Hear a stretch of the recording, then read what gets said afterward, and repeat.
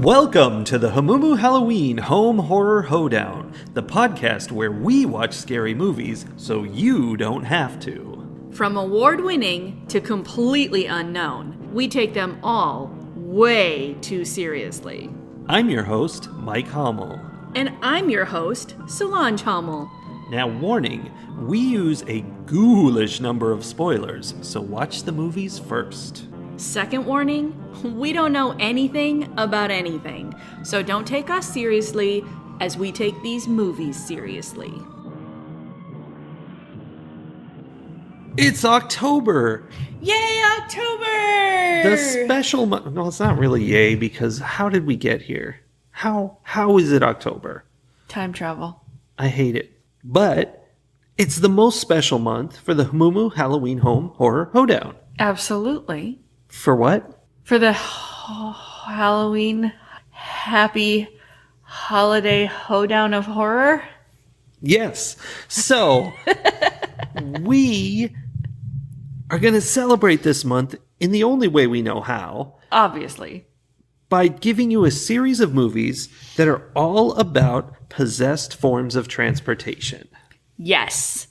This is a theme that I am very excited about.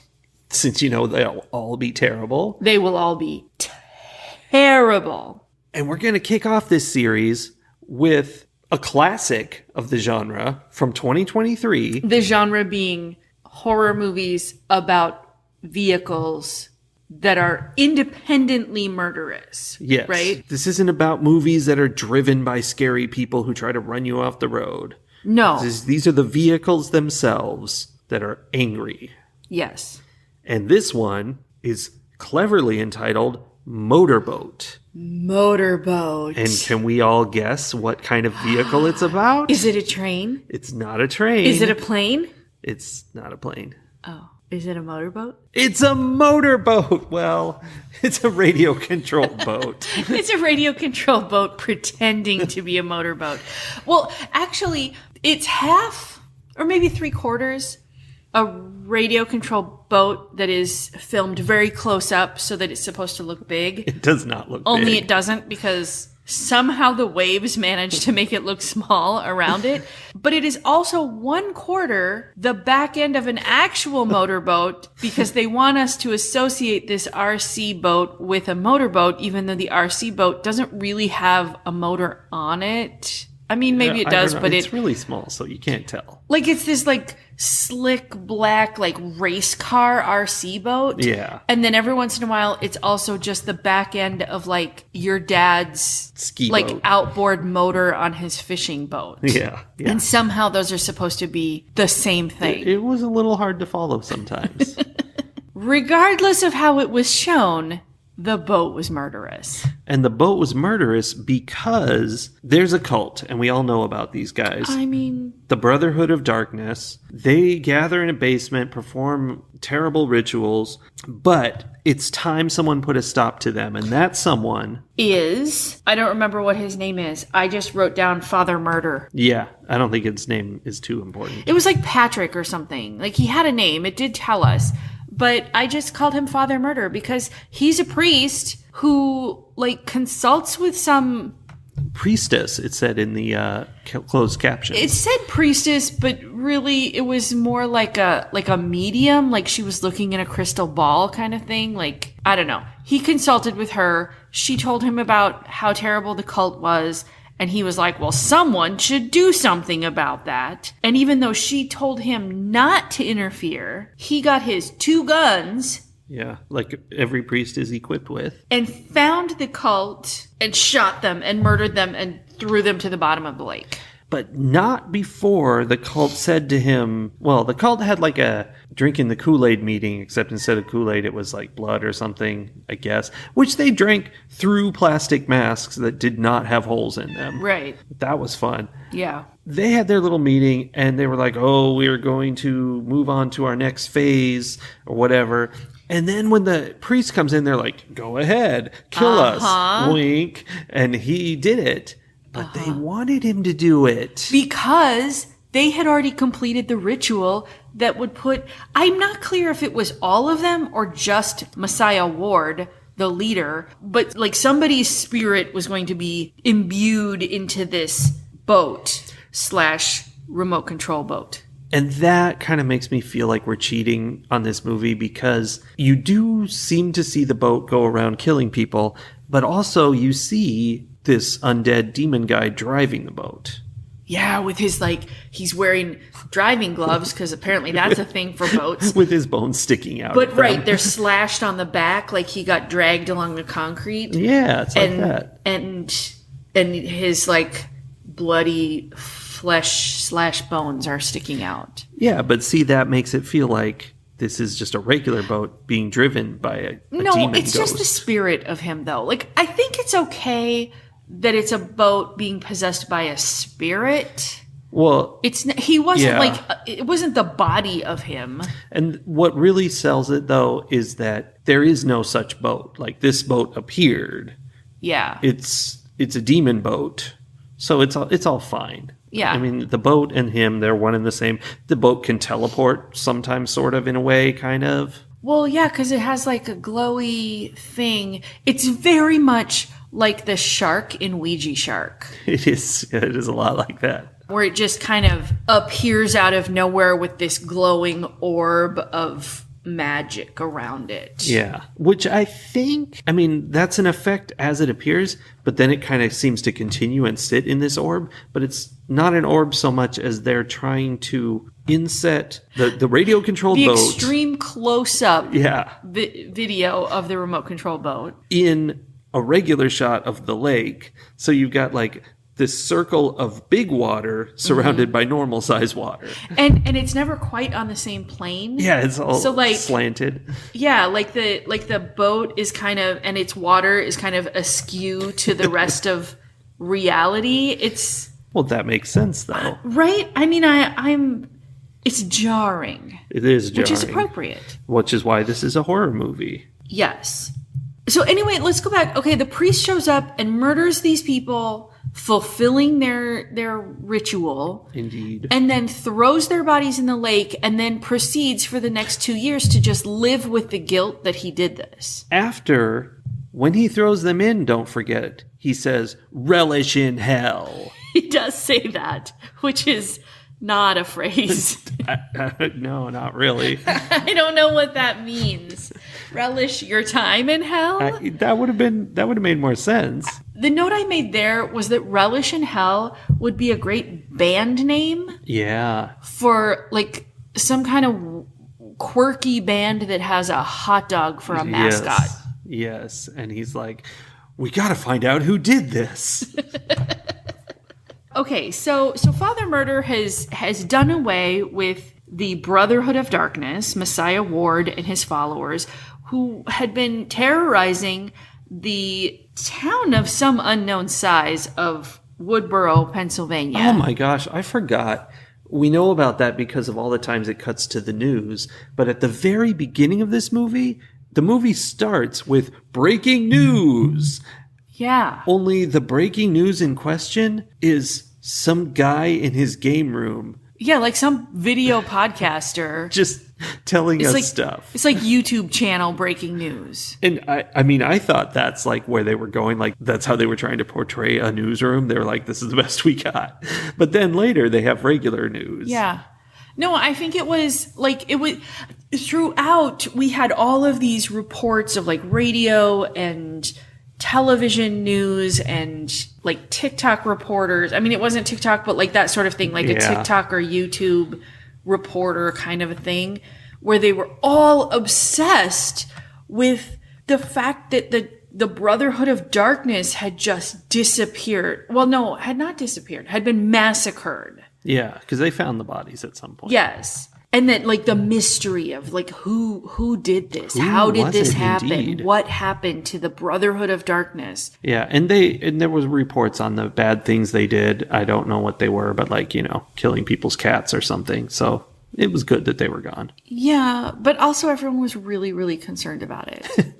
Yeah. But it apparently hadn't done any investigating whatsoever because that priest was not... It's not like he was sneaky. Like, he made his way through the place where they were all murdered, like banging into things and touching all the things. And like, he wasn't, I guess he was wearing spider gloves. webs. He did. I have a note. He burst through the doors like someone who was trying to break their way through a bunch of spider webs while simultaneously holding a gun out in each hand. Yeah. I think he was trying to do, like, I've got 2 guns and I'm on the move and, being stealthy, but he was just sort of waving at spider webs. Yeah, he really just looked like someone had just dropped a spider on his back and he was trying to get it off.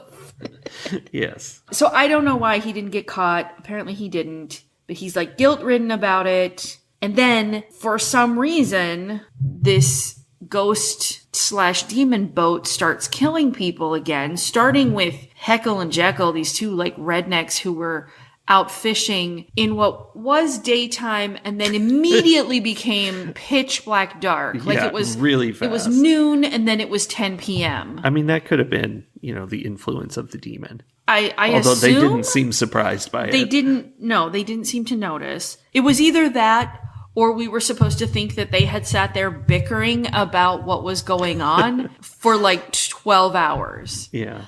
So it starts by murdering these people, and then the priest is like, oh no, it's starting again. Mm-hmm. And he's like, I have to put a stop to this. Yes, but he's still full of guilt over his murders. So he has to engage with Chief Barney, who is like, he's like a park ranger or park patrol for the lake.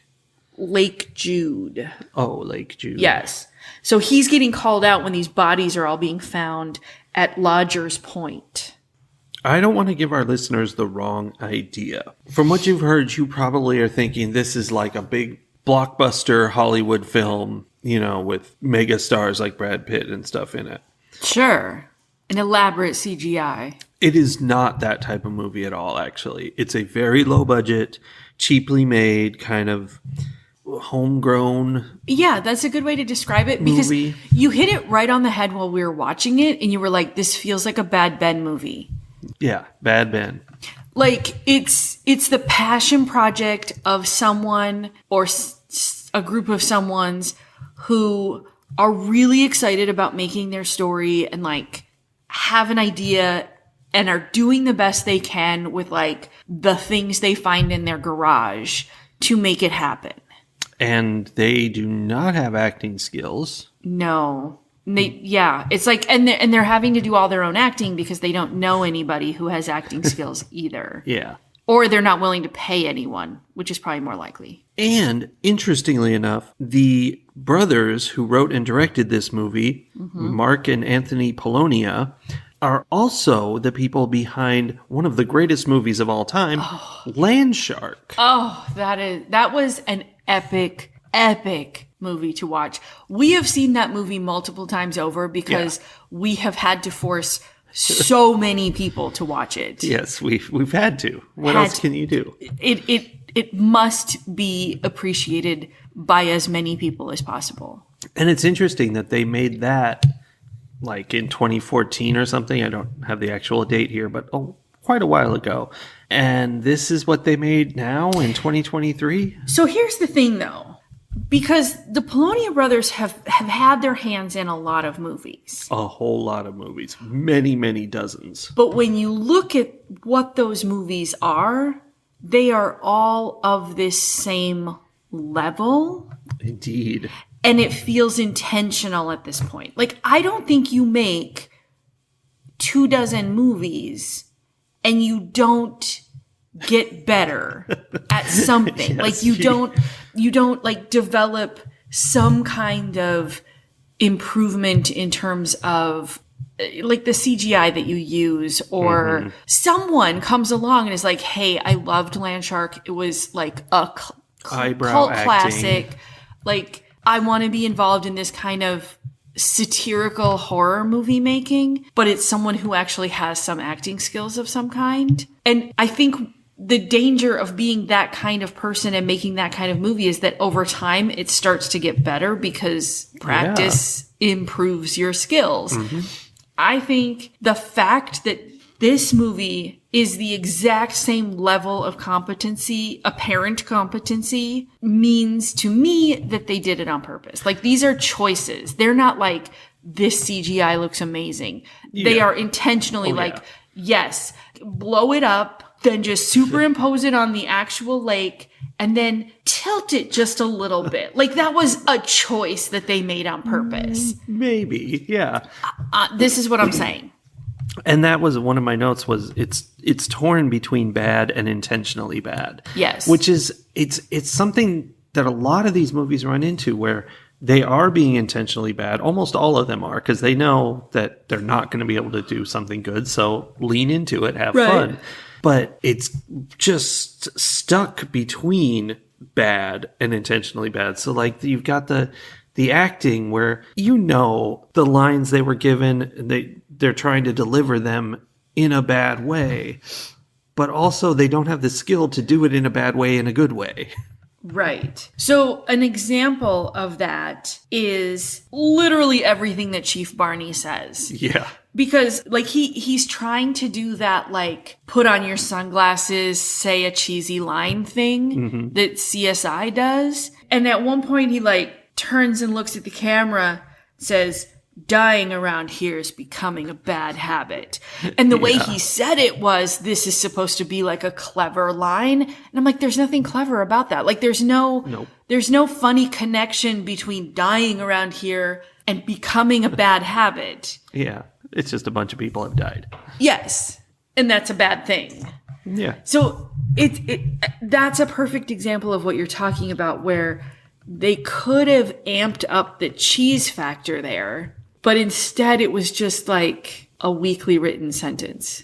Yeah, there was a lot of weakly written sentences. A weakly written sentence that was poorly delivered. Yeah. And, you know, that's the hardest thing, is when they deliver lines poorly and they intend to do it, but also it takes skill to do that in a way that's actually fun instead of just extra stilted. Right. And because I think there's a fine line between, we're just throwing a bunch of mistakes in there and we are pretending to have a certain subpar level of skill, because there was no consistency in the mistakes, right? Yeah. Like, it was just someone wrote the script kind of average and then went through and tried to make it bad in as many ways as possible, rather than being like, okay, what would a brand new first time writer director who had no experience, what would they do? And that's two different things. And that's a really subtle difference. Yeah, again, there's skill. Now, there's this guy on TikTok who does whatever he does. It's, you know what I'm talking about. I know what you're talking about. He does projects of some kind, I think. I can't remember at all what it's about now, because it doesn't matter. As he's doing it, he sneaks in. He's like, I'm going to do it in anime style. And just since you're only hearing this in audio, let me be clear, I'm saying anime. Yes. But he pronounces it like that. So his whole video, his whole TikTok is something informative with this one thing done incorrectly. Just boldly incorrectly. Yes. And then the comments blow up with everybody going, did he just say anime? And it's huge. It gives him a massive traction for nothing. Yeah. And the reason I mention this is there's a shot in this movie that we both cracked up about, took notes about, and enjoyed immensely, which is the cultists. Oh, it was blood they were drinking, because the lead cultist cuts his wrist and pours his blood into the thing that they drink. And they do this shot no less than 3 times in the movie. Oh, yeah. This whole They go back scene to is this repeated exact a lot. shot with a close-up of him using a knife on his wrist 3 times. And he holds up the knife so you can see it real clear. And folks, the knife is backwards. He's so cutting himself with the flat end of the knife. And it's a serrated knife. You can see the serrated part is the part that's away from his wrist. Yeah. So I think that is exactly the same thing. And they were like, this is something people will focus on and enjoy. And here we are, enjoying it and focusing on it. But here's the thing. I think their gambit failed because when you went to look for like goofs and spoilers and things like that on IMDb, did you find anything? No. No, because nobody is talking about this movie. Right. It didn't work the way that guy's TikTok works, where he doesn't do the whole thing. He doesn't like pepper his it's just the video one thing. with crazy mistakes. He just does the one thing, and then every single person who watches has to like point out like no one else noticed this glaring mistake, right? I think if they had just done The Knife, if they had made a movie that people wanted to watch and had just had that one scene, or maybe a couple. It makes me so mad, though. Yes! Because it's intentional, it's manipulative. Yes, it's horribly manipulative. It's clickbait. Yes, but I think it could have been successful because people fall for that. There is nothing people in this day and age like better than to catch a mistake on the internet and correct it. Right. So I think that they could have gotten lots of attention had they made a movie that was somewhat worth watching with some things where you're like, you're never going to believe. When we watched Land Shark, which was roughly the same level of skill, we were so entertained. Yeah. So entertained that we did exactly what they were hoping we would do. And we showed a bunch of other people this movie because it was so entertaining. It was. I think that they are trying to capitalize on a thing that they accidentally made happen, probably because they were doing the best that they could and it was not great. Yeah, this is that thing where you try too hard. Oh, it's the butterfly syndrome. It is the butterfly syndrome. It is the butterfly syndrome. Yeah. Because they were authentically trying to do something well. And I don't know, I'm making assumptions, but let's say it feels like with Land Shark, they were really trying to make a scary movie about a shark. But I mean, they were being silly. Sure. They had like laser guns and stuff. So. Sure, a funny, scary movie about a shark. But they were trying to make it something people would enjoy. Yeah. And it accidentally was, like, it hit that sweet spot. And I'm just assuming that other people also enjoyed it in the same way that we did. That Obviously. Could be completely wrong. Oh, it seems unlikely that anyone would feel differently than us. If they then were like, oh, okay, well, I can get positive feedback. Like my kid who splashed some paint on it, just threw some paint on a piece of paper and was like, oh, she liked that. I'm just going to start throwing paint on paper because it got me positive feedback. They're just like, oh, people liked this thing where we did it terribly and it was funny. We're going to do that on purpose from now on. But they're trying to do it so then it's not funny anymore because there's too much intentional failure behind it. Yeah. When you're going to fail anyway, don't add intentional failure to that. That's just too much failure. Yeah.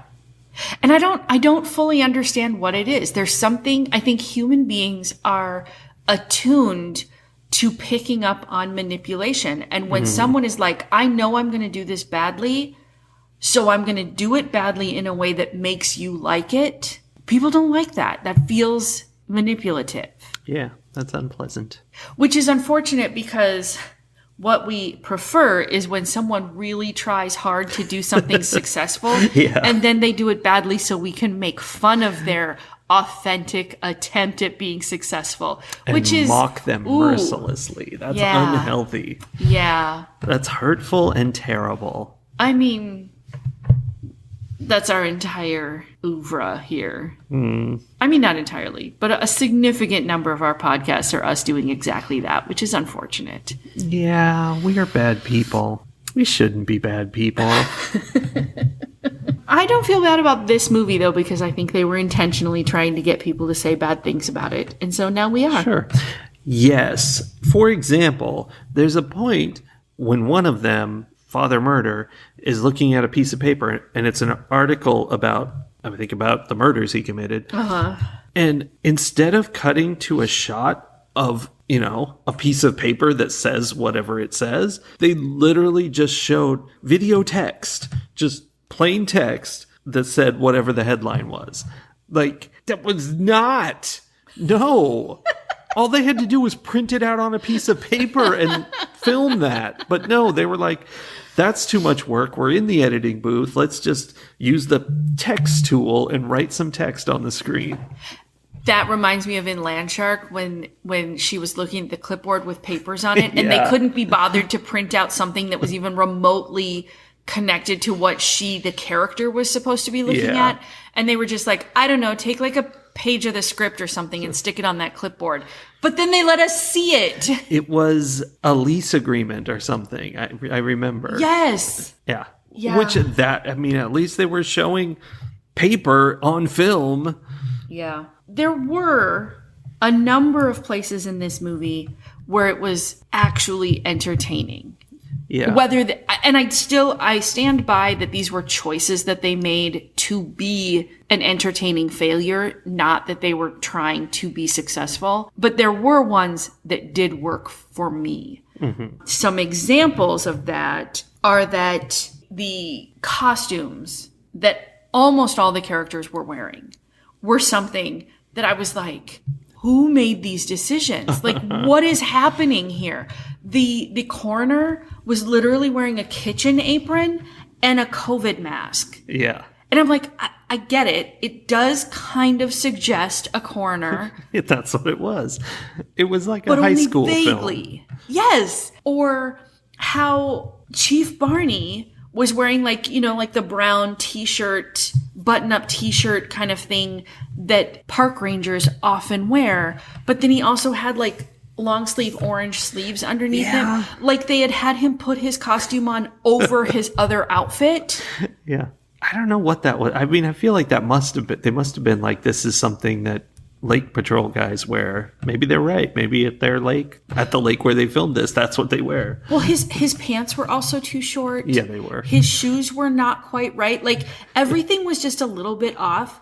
And it was the sort of thing where either it was someone who doesn't understand the messages that clothing can present, who was just like, I don't know, this is close, this is the right color, try this, which is what would happen if like your average high schooler like was making their first movie. Or it was an incredibly skilled someone who knows exactly what clothing says in a movie and was like, okay, so here's what it would be. Here's the correct outfit for this park ranger. And here's how we're going to backtrack to make it not right anymore. Yeah. So I don't know. That one I thought was done really well because I couldn't tell which direction it was. Did they not quite get to good or did they get to good and go backwards? Yeah. Another thing that I liked was later when the coroner was giving his report, for some reason, the musical choice that they made for all of the coroner scenes, like to like audio wise clue you into this is the coroner, was this very subtle like beep beep boop. Oh boop, yeah, the robot sounds. Music. Yes. And I'm like, why? How? That's the coroner's theme. Because he's science-y, and so they made it kind of robotic and science-y. Like, it was, again, not the right choice. No. But it was either they didn't quite get to the right choice, or they got there and were like, now we have to take one step back. Yeah, which that makes a lot of sense. And on a note like that, something you noted, we were talking a lot during this movie. We were. Was our first murder by the boat is the two guys in the fishing boat. Mm-hmm. So they are in like knee-deep water when they get killed. But they're pretending they're in the middle of the lake. You can see the reeds all around them. Like you can physically feel the fact that the shore is right there. It's right there. They're right on the edge. But they're pretending that they're in there, and they're you can tell that they're having to like crouch. Yeah. So they're in knee-deep water. Then the next murder is this girl on the beach who she does some classy acting, like when she goes and puts her feet in the water and splashes water up on her legs. She is in ankle-deep water, maybe at most. Yeah. And then the third murder is a guy who's standing on shore, not in the water at all. And it feels like that's really clever. Yes, like I like that. They put some thought into that. Although, to be clear, they showed us how those kills work. They all made perfect sense. Like, for example, the boat would okay, this wasn't clearly shown, but it's implied. We were supposed to figure it out. The boat would turn around and put its motor at people and saw them up with the motor. Yeah. It's very, very classic. With that outboard motor, yeah. That was definitely there. And then the guy who was standing on the shore, clearly he was too far. So in that case, it jumped out of the water, and I guess I don't even know what happened, but he died. I mean, there was if you blood. get hit by a motor, an outboard motor, the propellers of it, just right. I mean... Yeah. I mean, it makes sense that, a boat flying at you would kill you, but also the boat would then crush you and be on the shore with you. Well, unless the boat happened to only be like 4 inches long. Which it was. I mean, this was maybe a foot long. Yeah. But yeah. Another one that I really liked that may or may not have been intentionally as bad as it was how several times Chief Barney pats the gun on his hip with like both hands. Yeah. He's like, this is my trusty gun. In fact, at one point he said, the priest is talking about how he's using his religion to, stop the cultists and whatever. And Barney's like patting his hip holster with both hands. Is like, this is my religion, or I'm using my religion. Yeah. It was so ridiculous. The one in the car where he's doing that, he's being all, having all this bravado about his gun as he's patting over the seatbelt he has on. Yes. Like, yeah. Ridiculous. The way to make a bad movie that is not fun for the audience, Okay. but it's very successful in terms of making it bad, is you make it boring. Because one of the classic, boring things that, how could they have done that, is showing somebody just walking somewhere for a really long time, or get in a car and you watch them drive the whole way. Like, that happens in bad movies, and it's terrible. And so when you want to pretend to be bad, you kind of do that. And they did that here, and I hated it. Right. We watched Chief Barney walk all the way from one end of the dock to the other. Yes. Oh, after the first guy in the RV, there were the two guys in the RV. Oh, yeah, the two guys. One of them who was watching all the news broadcasts somehow. Like, every time we needed to see a news broadcast, we bounced back to the RV where he was watching it and making all these like very dramatic shocked Weird faces. faces, yeah. While his friend was asleep in the chair in like the most melodramatic way possible. So his sleeping friend gets up, goes to the lake, gets attacked by the boat. Yep. News watcher guy sees that his friend is laying on the beach, is like, that idiot fell asleep on the beach, which, what? Yeah, he What? definitely did. Maybe his friend had narcolepsy. That makes sense. That's character. Anyway, he apparently fell asleep on the beach. What an idiot. I'm going to go wake him up. And then he like Michael Cera's his way through a bunch of leaves, like slowly, Charlie Brown scuffs his way through the leaves. It was the longest walk. Yeah. And we got to watch the whole walk all the way to the beach. And also he gets to the dead body of his friend that has been cut up by a boat, and he doesn't see any blood around him. He still thinks he's asleep as he gets to him. It's only until he turns him over that he sees that the guy's face is like, I don't know, they had some really good makeup effects in this movie. Yeah. His face was just like torn into mush. I don't know. And at that where point, the he was blood already being attacked by the boat. Like, he was Yeah. also under attack. They did have good makeup effects because, like, the demon driving the boat, too. Like, the hands, that was kind of cool. Yeah. And they would cut to these little shots. Like, a lot of this movie had moments where they're like, ooh, it's being creepy. So it's just a random cutaway to, like, some zombies. With lots of lens flare. Yeah. Oh, my gosh. There were some ridiculous effects. But those zombies were really good, and I kept wondering, is that footage from another movie? Because that doesn't seem right. They didn't film that for this movie. That'd be crazy. I mean, maybe they did. Which then is like, if you can do that, why are you doing this? Yeah. I don't know. Well, to make money. I don't know. Okay. I think my ultimate favorite part of this movie, and I am not sure if this was done intentionally. I'm not sure if the message that I got from it, or that I read into it, was what was supposed to be read into it, or the exact opposite of what was supposed to be read into it, was toward the end, all of the interactions between Father Murder and Chief Barney. Because Father Murder decides, like, he has to go to the authorities to get help stopping this cult from coming back and murdering people, right? Yeah. The authority he chooses is this one park ranger guy who, upon hearing the story that Father Murder killed like 4 or more people and then threw them in the lake 2 years ago and has gotten away with it ever since, was like, well, they deserved it. Yeah, he was so on his side. And who basically then said, because Father Murder was like, but the church doesn't condone this, and this is a sin against God. And Chief Barney is like, I don't know. God probably understands. Yeah. In this case. He was really, really pushing forgiveness for these murders. Yes. He's like, you didn't murder them. You erased them. Yeah.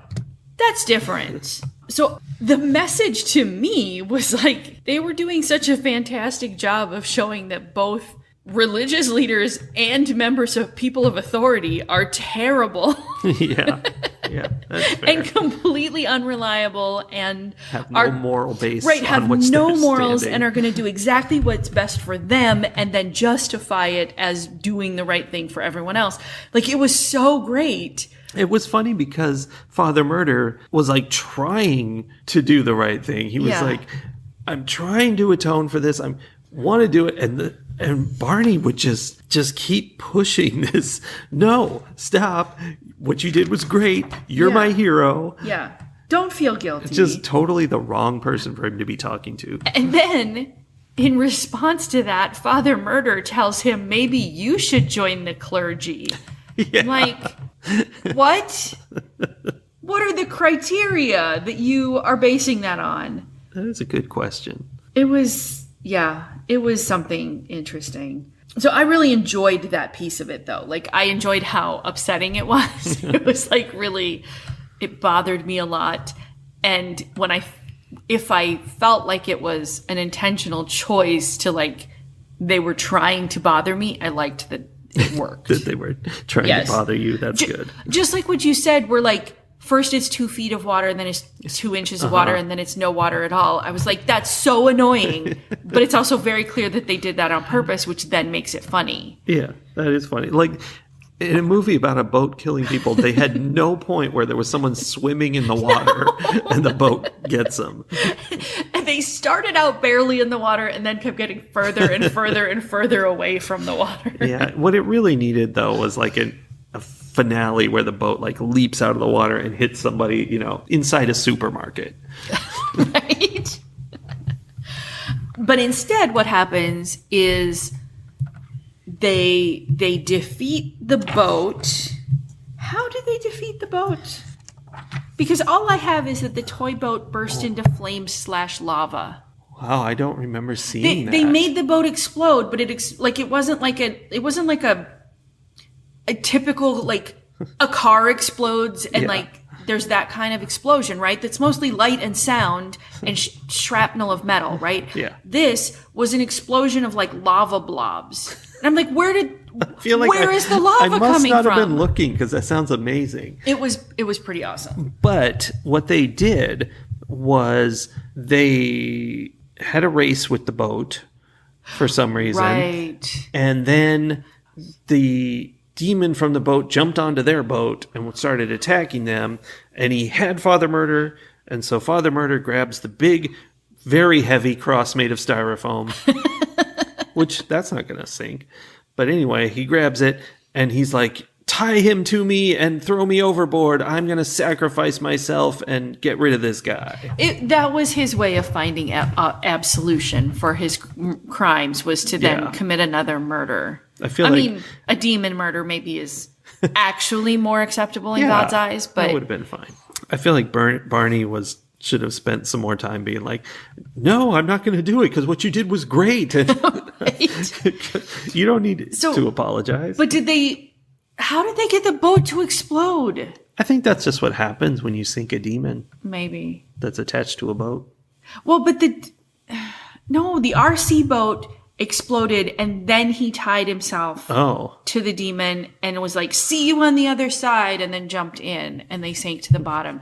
And then the ghost of the RC boat that had exploded like showed up underwater somehow, I think. Wow. I should have paid more attention to the end of this movie. It sounds very dramatic. It was very dramatic. Yeah.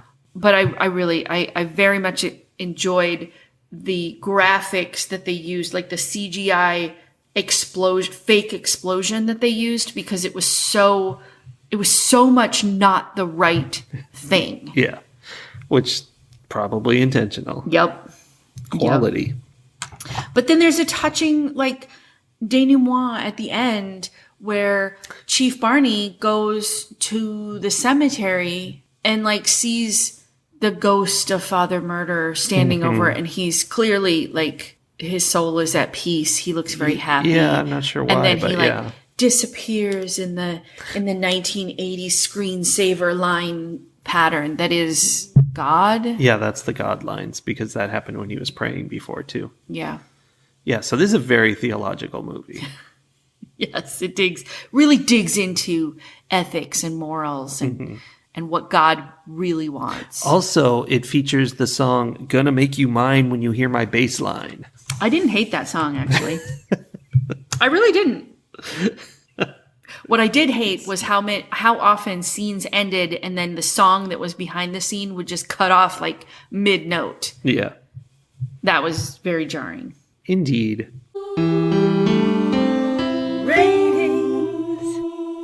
I have more notes for this movie than most movies we've watched, because there was so much, and I have so much more I could say, but I mean, we've taken too much of your time now, and I apologize for that deeply and sincerely. This is a bad movie, and it's an intentionally bad movie also, on top of being a bad movie. I really didn't enjoy it at first. It was very boring and slow and impossible to understand. There was this before they got to the boat, there was all this stuff with the cult where I was like, there's like 20 different concepts here and then none of them connect and I don't know what's going on. But it came together. And by the end of the movie, I was having a good time. Like the last third of the movie starts to get fun with the boat murders and the high-speed boat chase with the Hear My Bass Line song behind it. Yes. Very exciting. High-speed boat chase between them in their speedboat and nothing else. They were just going along the water real fast and looking out at the water ahead of them, hoping to see the other boats. Well, occasionally interspersed with some close-up footage of a remote control boat. Yeah, every so often. So, I mean, it picked up by the end. And I guess I'm going to give it 2.5 ocean liner honks out of 5. It's pretty enjoyable in a way. I mean, you got to be prepared, but yeah. Oh, the ocean liner honks. Yeah. Where every single time they happened, I was like, where is that coming from? Because it could not possibly be coming from the picture they were showing us at the time. Okay, 2.5. I agree. I don't have much more to say. I don't have much more to add because I feel the same way. I think that there were some definite enjoyable parts where the badness was so bad it was entertaining, that it was in the window of entertainingly bad. They threw enough spaghetti at the wall that some stuck. Yes. Unfortunately, though, in the midst of all that spaghetti throwing, there was a lot of it that was just a mess, and where I'm just looking around going, now there's just spaghetti all over my kitchen. And that's just annoying, right? It is. So it is probably a more skilled movie than Landshark in the sense that they were better at what they were doing, so they had to work harder at being bad at it. Very possible. Which unfortunately lands them in it not being as fun a movie to watch as Landshark. It's the uncanny valley. Yes. So, I agree with you on all the things that you said. I think talking about it brought to mind more of the things that I liked about it, or that felt like intentional choices that ended up working. Because I think before we started talking about it, I was just like, oof, this movie was trying too hard. Yeah. None of it worked. It was stupid. But there were parts that worked. But you know what? If I have to introduce someone to a terrible, like, not even B-level horror movie for the entertainment of it, I'm still going to go back to Landshark. Of course. I'm not going to come to Motorboat unless it's like someone who like is super into boats or something. Like there might be a niche kind of person where I'm like, this will do it for you. But it's not their best work. It's not their worst work. It's not their most entertaining work. Yeah. I am going to give it 2 ocean liner honks out of 5. And I say that and being very aware that I don't remember what I gave Landshark. I don't know if we reviewed Landshark. So, yeah, I don't know how that compares. But in this moment, it feels like a 2. If you enjoy terrible horror movies the whole point is you are yelling at the screen about all the terrible choices the directors and writers and actors are making. This is going to give you that opportunity. Oh, yes. For sure. But it's also probably not the best opportunity out there. So, I don't know. That's where I'm at. All right. Well, that is our first vehicle of the month. We have more vehicles to come. And you'll just have to see what they are next week. So excited for this series. Yeah, and this started because last night we were like, what do we want to watch? And sometimes I just give you like a vague parameter for you to work from. And I was like, I want a movie with a boat in it. And when I said that, I really was thinking like an ocean liner, like a haunted, like big boat out in the middle of the ocean all by itself. Yeah. And then you found this and I was like, all right, let's do it. Let's do it. But now we're just going to find lots of possessed vehicles for you. Yes, I hope we can find some interesting vehicles, but it's probably mostly going to be cars. We'll see. We'll see. Okay, bye. Bye, everybody.